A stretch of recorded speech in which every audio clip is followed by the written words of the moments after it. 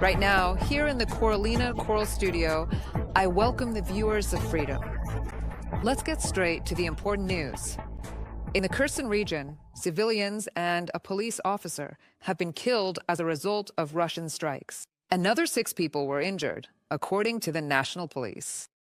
In Bielazerka, a 74-year-old local resident died in the hospital from severe injuries after the explosion of an unidentified object. In Kherson, a checkpoint came under Russian shelling, and a 40-year-old police officer was killed at the scene. Another police officer was taken to the hospital with mine explosive injuries.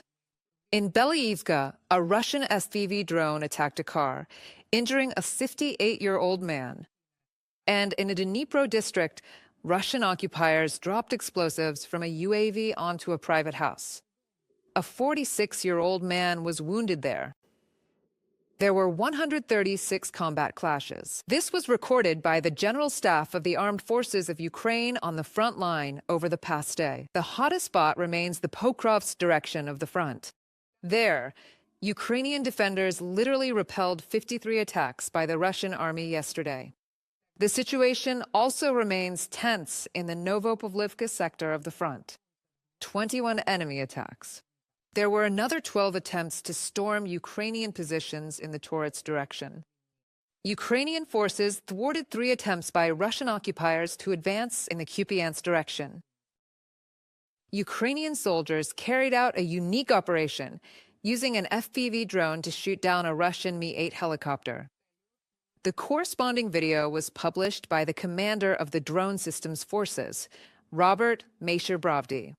He wrote that the Russian Mi-8 helicopter was destroyed by FPV drones operated by pilots of the 59th SBS Brigade.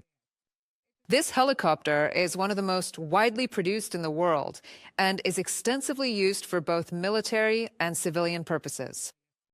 It can carry up to 24 paratroopers or significant cargo and has versions for transport, medical evacuation, search and rescue operations, as well as for combat missions.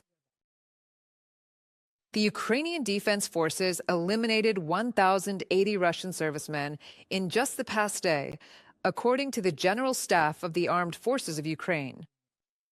As a result, the total losses of the Russian army have already exceeded 1,109,500 soldiers. In addition, 7 Russian tanks were destroyed over the past day. 53 artillery systems, 1 multiple launch rocket system, the same number of air defense systems, as well as 113 units of enemy vehicles and special equipment were also destroyed. The General Staff of the Armed Forces of Ukraine confirmed the strike on the Electrodetal plant. This is in Russia's Bryansk region, where products are manufactured for the military needs of the army. It was noted there that a unit of the Ukrainian missile forces and artillery, in coordination with other components of the defense forces, carried out a missile strike using 4 strike assets. At the same time, the Navy stated that Neptune missiles were used to hit Electrodetal. The factory's products are used in military equipment, airplanes, antennas, and other weapon systems for the Russian army. It is reported that after the strike, the factory announced explosions and a fire on the facility's grounds. Hundreds of Ukrainian drones are increasingly flying not just hundreds, but already more than 1,000 kilometers deep into Russia. They are delivering precise, devastating strikes on weapons depots, oil storage facilities, military airfields, and defense factories there. All of this is gradually changing the situation in the war and could force the Kremlin dictator to sit down at the negotiating table. Partners in the EU and NATO are noting the successes of the Ukrainian military and are already expressing their willingness to learn from them. Natalia Gusak will continue on this topic. On September 27th, a strike was carried out on the Tingovatova oil pumping station near the village of Kanner in the Tsivilsky district, located thousands of kilometers from Ukraine. As a result, the facility ceased operations.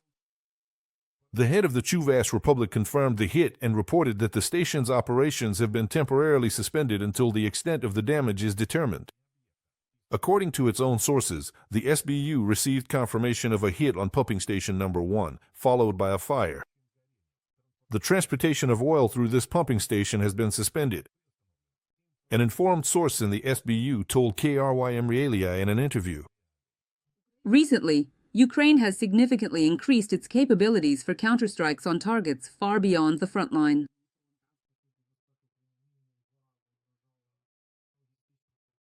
The Security Service of Ukraine struck a logistics terminal in Tatarstan at least twice, which, according to intelligence, was one of the key facilities supporting logistics and the production of shayids. Even satellite images showed the results of the strikes, with direct hits on the terminal itself. There was also another case involving the sinking of a vessel that was transporting goods from Iran to Russia.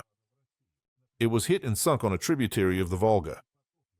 According to one report, there were some components from Iran on board for the production of shayids. The coordinator of support for Ukraine, Major General Mike Keller, stated that progress is evident in everything, from personnel to equipment and the training of servicemen. According to the general, Ukrainian drones are a vivid example of how far Ukraine has advanced in conducting combat operations. He noted that in this field, there are already very few who can teach the Ukrainians. If anything, it's the other way around. Ukrainians are getting better and better at striking military targets with precision, even deep inside Russian territory. It's a matter of capabilities, and capabilities mean personnel, equipment, and training. Mike Keller is the coordinator of support for Ukraine at Pryanadai in an interview with the German news agency DPA. The German government recently announced that it is allocating €300 million to Ukraine for the production of long-range drones. The stated goal is to produce several thousand of these weapon systems. In addition, Ukraine has unveiled its own Flamingo cruise missile and has recently intensified strikes on Russian oil refineries, as well as on industrial infrastructure related to diesel and gasoline production. We will continue to carry out retaliatory strikes to deprive Russia of these opportunities to earn money and to force it to the negotiating table. Everyone who wants peace should support President Trump's efforts and stop all Russian imports. The time for decisive action has long since come, and we are counting on a strong response from the U.S., Europe, the G7, and the G20. Volodymyr Zelensky, President of Ukraine, on Telegram. Ukrainian weapons production has increased 35-fold since the start of the full-scale war. Ukraine plans to further increase this figure. The armed forces of Ukraine are already 60% supplied with domestically produced weapons, President Volodymyr Zelensky stated. We are also creating new production facilities across the entire industry. We are also establishing new joint weapons production ventures. For the first time in history, Ukraine has begun building a joint plant for buildings on its own territory. And this will be the production of components for our missiles, for our drones, weaponry that has proven itself very well. During this war, Ukraine has already reached the point where almost 60% of the weapons we and our soldiers have are domestically produced. This is Ukrainian-made weaponry, and it is powerful weaponry. A lot of it is cutting-edge technology. Of course, there are still goals that need to be achieved, and this includes, in particular, the production in Ukraine and together with Ukraine of various types of air defense systems. Ukraine is actively developing and modernizing its own domestically produced missiles. Among them are the Neptune missiles, which are already being used successfully, and the Rom-2, according to experts. The development of a missile by Ukrainian industrialists and entrepreneurs, which will be able to be manufactured within our country, at the facilities of our defense industrial complex, this is an opportunity. Tomorrow, the day after, a month from now, and even years down the line, these weapons will always be in demand. Plus, with a range of 2,500 kilometers, they can fully cover the entire European part of the Russian Federation all the way to the Urals. These missiles will be able to reach such distances. For the Russians, this is a serious challenge. Ukraine wants to resume arms exports and sell abroad those models that are in surplus in the country, said Volodymyr Zelensky. According to experts, the list of weapons that Ukraine could offer for export is quite substantial. Drones of all types, robotic systems, anti-tank missile systems, specialized armored vehicles, and electronic warfare equipment. Natalia Husik, Volodymyr Stanjlov, for Frida TV channel. Debates about the return of Ukrainian children abducted by Russia, the release of Ukrainian journalists from Russian captivity, as well as a compensation mechanism for Ukraine. In particular, these topics will be at the center of attention during the summer session of the Parliamentary Assembly of the Council of Europe. It starts today in Strasbourg. And right now, my colleague Oleg Borisov is there. He is ready to tell us more about the agenda for the 7th. Oleg, hello. The floor is yours. Kirill Nerid, greetings to you and all our viewers. The summer session of the Parliamentary Assembly of the Council of Europe has started. The Ukrainian issue and related topics were mentioned. Kirill Nerid, these are the topics for discussion today. And not just today, but throughout this entire week. For my part, I would like to focus, of course, on the resolutions that will be voted on by the members of the Council of Europe. There are 46 members of the Council of Europe. Specifically, this Wednesday, a resolution on Ukrainian journalists held captive. By the way, today we also met here with recently freed Ukrainian journalists who had been held in Russian captivity. That's Mr. Yesipenko and Mr. Kyiv. They will be present here, and they will be giving their reports.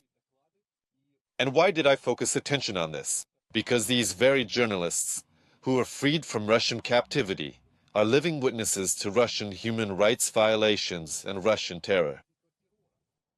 That is exactly why there will be a vote here on the resolution, gathering all the evidence, and of course, calling on Ukraine's European partners to help free Ukrainian journalists from Russian captivity. In addition, as always, the Parliamentary Assembly of the Council of Europe is focusing attention on the children who were illegally taken, forcibly removed from Ukrainian territory, stolen by the Russian Federation. Today there was a network debate where people who are directly involved in this issue spoke. And by the way, let me remind you that 2 years ago a resolution was adopted calling on third countries to help free Ukrainian children who are illegally deported and are being held captive by Russia. And there are already results from this resolution. As we can see, almost every day we hear positive news that a certain number of children are being successfully returned home to Ukraine. Also, today one of the speakers was Katerina Rashevska. She is a legal expert on this issue and is also gathering evidence of Russian crimes. And she also drew attention to another important point, the militarization of Ukrainian children by Russian occupiers, the occupying forces, which is already a crossing of all possible red lines, and serves as clear evidence that both Putin and his entire military hierarchy have done everything possible to ensure they are held accountable. Let's listen to the direct speech. Goal today was to move from very eloquent statements to concrete technical matters. We talked about punishment for the militarization and political indoctrination, that is, the re-education of Ukrainian children, since all these actions, by their seriousness, scale, and organization, have already reached the threshold of an international crime. It's also worth noting that today, during the opening of the autumn session of the Parliamentary Assembly of the Council of Europe, the Václav Havel Prize was awarded to Ukrainian journalist and former prisoner of war Maxim Butkovich. This is also a very important signal, because it's the first time that Ukrainians have been honored here for a significant contribution. Let me remind you that the Václav Havel Prize is awarded annually for outstanding contributions to the protection of human rights, the development of democracy, and the defense of the rule of law. This is a very important signal. And again, I want to emphasize once more that it was specifically a Ukrainian who was honored with this award, which once again shows that here, in this institution of the Council of Europe, Ukraine and Ukrainian issues are always a priority. It was right here, I remind you, that this summer President Zelensky attended a meeting with Secretary General Alan Bors, where they signed the creation of a special tribunal against Russia, specifically against Putin. By the way, this will also be discussed this week. A lot of important topics will be discussed. Among other things, tomorrow we are expecting a visit from the Prime Minister of Armenia, Mr. Pashinyan. If possible, we will also talk with him and go into more detail about all the work being done at this institution. I will definitely talk about it on the air with Frontline. Kirill, the floor is yours. Oleg, thank you for joining us and explaining everything in detail. Let me remind you, Oleg Borisov from Strasbourg was with us, and he talked about the start of the autumn session of the Parliamentary Assembly of the Council of Europe, where, among other things, the issue of Ukraine will be discussed. The pro-European Party of Action and Solidarity achieved a confident victory in the elections in Moldova and secured the majority of seats in the new composition of the country's parliament. The country's Central Election Commission has already completed the vote count. Nearly 800,000 voters supported PAS. That's 50.2% of the total number of voters. This result allows the Party of Action and Solidarity to count on 55 seats in the 101-seat parliament. According to the Election Commission's count, the pro-Russian Patriotic Bloc received just over 24% of the votes and will likely get 27 parliamentary seats. Rounding out the top three with nearly 8% of the votes is Alternative, which, according to its representatives, is a pro-European political force. Also entering parliament with just over 6% is our party led by Renato Iuseșii and Democracy at Home, led by Vasile Kostiuk, with about 5.5% and the support of voters. The final results of the election still need to be approved by the Constitutional Court of Moldova. I think the elections were free, and every citizen of Moldova was able to express their support for the party they believe can and will do something for the prosperity of our homeland. Well, it's still some kind of stability, a chosen path, and I like that. Of course, there are questions, but I think this is the right decision for our people.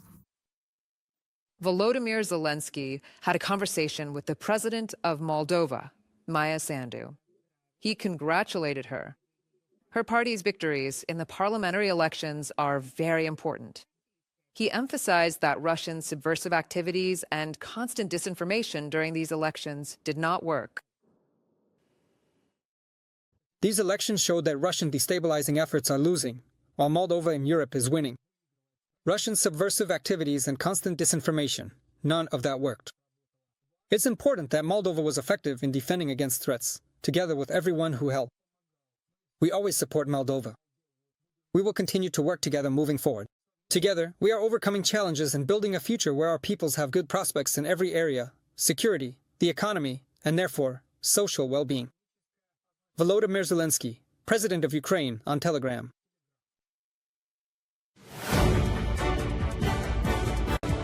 Now, I suggest we take a closer look at this topic.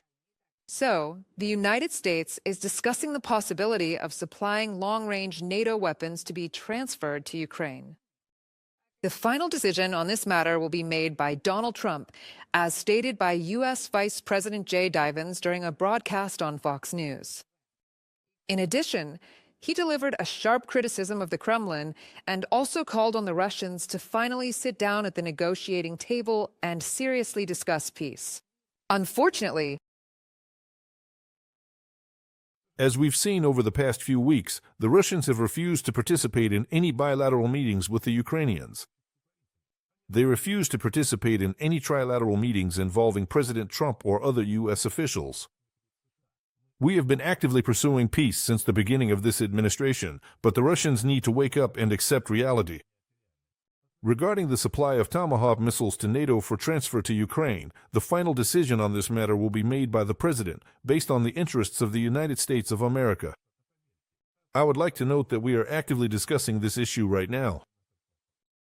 Subscribe to The Gaze and stay updated on the most important events, top news from Ukraine and all over the world, in-depth analysis, exclusive reports and interviews, all on hand in our channel. Join our community of viewers and stay tuned.